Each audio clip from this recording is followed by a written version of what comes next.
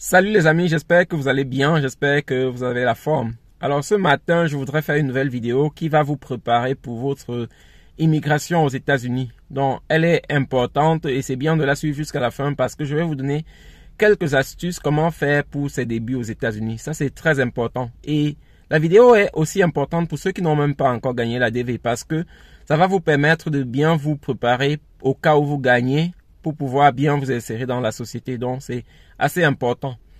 Alors avant que je ne continue, je vais revenir sur un point que j'ai évoqué dans la dernière vidéo. Il était question du sponsor. Donc j'ai dit dans la vidéo qu'on n'a pas besoin de sponsor pour la DV, loterie. Et cette information, je les ai prises, ou bien les informations, je les ai prises sur le site officiel de la DV. Donc le site qui gère l'immigration aux États-Unis. Sur le site, on dit qu'on n'a pas besoin de sponsor lorsqu'on est gagnant de la DV parce qu'on n'est pas obligé d'avoir quelqu'un qui vit aux États-Unis pendant qu'on gagne, quoi. Donc, c'est un peu ça. Mais il y a quelqu'un qui m'a dit dans les commentaires qu'il y a certaines ambassades dans certains pays qui exigent le sponsor. Ce que je vais vous dire, c'est d'aller dans le site de l'ambassade des États-Unis de votre pays ou bien du pays duquel vous avez participé à la DV et de regarder toutes les conditions nécessaires pour immigrer aux États-Unis, pour ne pas être surpris à la dernière minute si on vous demande quelque chose que vous ne saviez pas. Donc, c'est bien d'aller sur le site de l'ambassade de votre pays ou bien du pays duquel vous avez participé et de regarder toutes les conditions nécessaires pour immigrer aux États-Unis. Alors, donc, revenons à l'intégration, revenons à la vie aux États-Unis. En général, lorsque vous obtenez le visa pour venir aux États-Unis, c'est tout. Vous n'avez plus rien que vous recevez du gouvernement américain. Donc, vous n'aurez pas de maison, vous n'aurez pas de voiture, vous n'aurez pas de bons de carburant ou bien de bons pour aller manger quelque part dans un restaurant. Plusieurs personnes le disent sur certains sites, mais c'est faux. Le gouvernement ne fait rien pour vous. Le gouvernement ne vous donne rien. S'il y a des citoyens américains qui sont dans la rue et qui n'ont pas de maison, c'est pas pour vous que le gouvernement américain doit faire quelque chose. Parce qu'il y a vraiment des gens qui vivent dans la rue ici.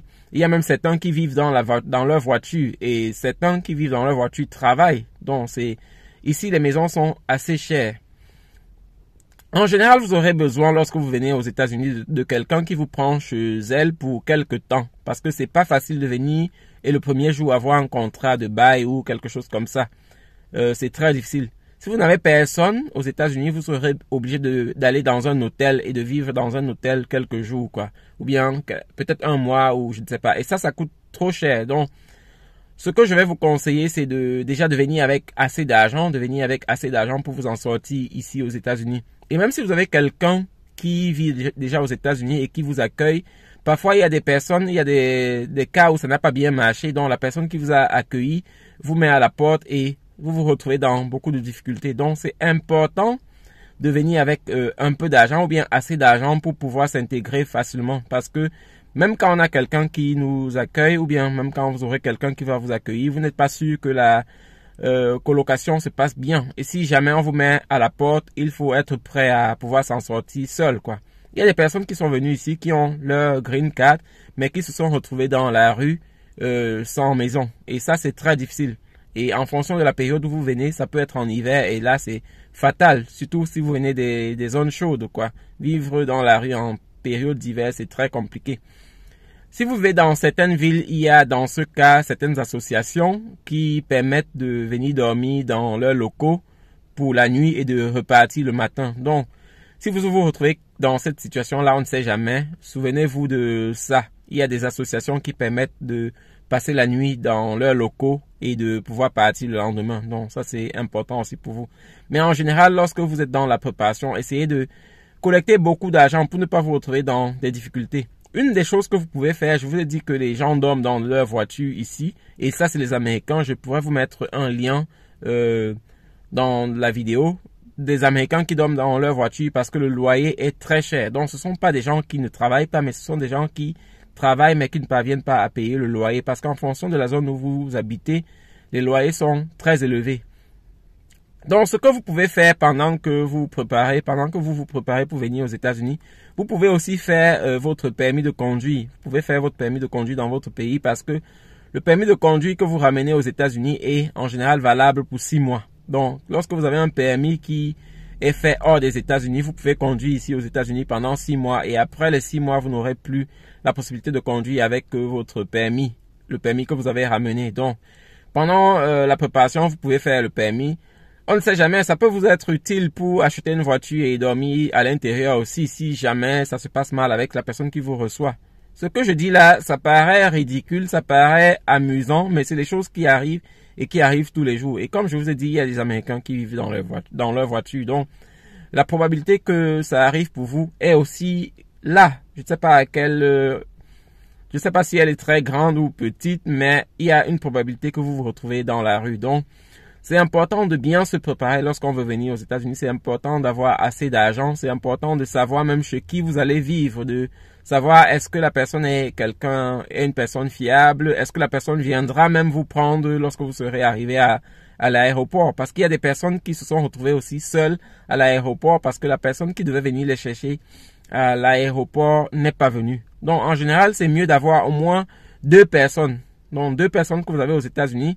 Une personne qui sera aussi en backup. On ne sait jamais. Si celui qui vous a promis vous faire quelque chose n'est pas là, que vous ayez au moins un backup, quoi. Et là, c'est pas obligé d'être dans la même ville.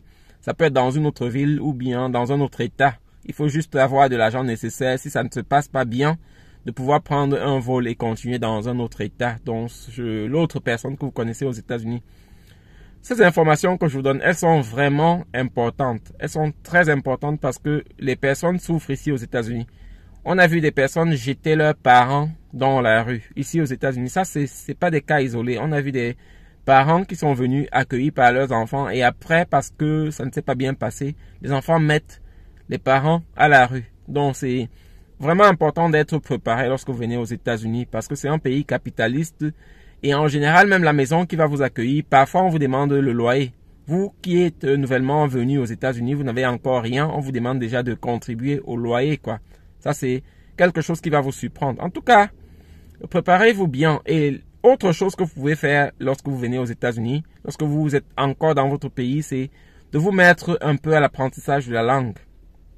Si vous vous mettez à l'apprentissage de la langue dès votre pays, vous serez peut-être à mesure de prendre un boulot dès que vous êtes arrivé. Donc ça, c'est important parce que lorsque vous arrivez et que vous ne parlez pas anglais, c'est difficile de prendre un boulot, quoi. Par contre, lorsque vous avez la green card et que vous êtes entré aux États-Unis, vous avez directement le permis pour travailler. Donc, si vous êtes apte et que vous parlez anglais, vous pouvez déjà aller postuler pour un travail. Et ça, c'est important de le faire. C'est important de le faire dès votre pays. Aujourd'hui, pour apprendre l'anglais, on n'a pas besoin de faire un cours quelque part. On peut l'apprendre juste en ligne. Il y a déjà beaucoup de sites, même sur YouTube, il y a beaucoup de sites de personnes qui vous apprennent l'anglais sur YouTube juste avec des vidéos. Donc, c'est important de vous mettre et ça va vous permettre de mieux vous intégrer ici aux États-Unis. Lorsque vous faites un cours d'anglais aux États-Unis, c'est très coûteux. Donc, c'est vraiment coûteux. Par contre, si vous le faites dans votre pays, vous n'allez pas payer la même somme, quoi. Ici, les salaires sont élevés, donc c'est pour cela que les coûts sont aussi élevés. Donc, c'est vraiment ça. Essayez de vous mettre vraiment, de bien vous préparer avant de venir aux États-Unis parce que la vie ici n'est pas facile. Elle n'est vraiment pas facile. Les loyers sont élevés et en général, je conseille même pour ceux qui viennent en famille ou bien pour ceux qui ont obtenu la green card en famille de ne pas venir ensemble.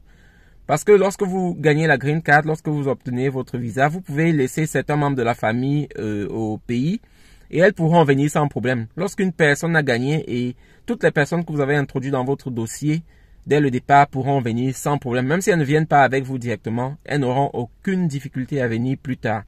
Donc en général, c'est mieux de laisser les membres de la famille au pays, de s'avancer, au moins qu'une personne ou deux s'avance pour pouvoir commencer à préparer le terrain pour les autres. Parce que si vous avez quelqu'un qui vous accueille et que vous venez avec toute votre famille, c'est très compliqué. À moins que vous ayez assez d'argent pour aller louer une maison. Et il faut même dire que pour louer une maison, c'est pas facile parce que vous n'avez pas d'historique de travail. Et certains bailleurs ne font pas confiance aux personnes qu'elles ne connaissent pas. En général, on vous demande la preuve que vous travaillez, la preuve que vous avez un travail et c'est un peu ça. Donc, ce sera difficile pour vous dès le départ de louer une maison sans avoir un travail aux États-Unis. C'est vrai qu'avec l'argent, tout est possible, mais il faut avoir aussi assez d'argent pour pouvoir payer un loyer parfois à 2000 ou bien à plus de 2000 euros le mois, quoi. Ce ne sera pas évident. C'est pas évident pour toutes les personnes qui ont gagné la loterie. Donc, Ce que je vous conseille, c'est de ne pas venir tous, de laisser certains membres de la famille au pays, dans votre pays, et de pouvoir les faire venir plus tard lorsque vous aurez préparé le terrain pour eux. Je pense que je vais m'arrêter ici. Je pourrais revenir dans d'autres détails dans une autre vidéo pour qu'elle ne soit pas très longue. Je vais m'arrêter ici. Mais tout ce que je vous dis là, ça paraît anodin, ça paraît bizarre, mais c'est la réalité des États-Unis. Donc, préparez-vous bien avant de vous lancer dans votre voyage, avant de venir aux États-Unis. Donc, c'est un peu ça. Alors, passez une bonne journée et partagez la vidéo avec toutes les personnes qui se préparent à venir aux États-Unis parce que ça peut leur être salutaire. Bonne journée à vous. Bye.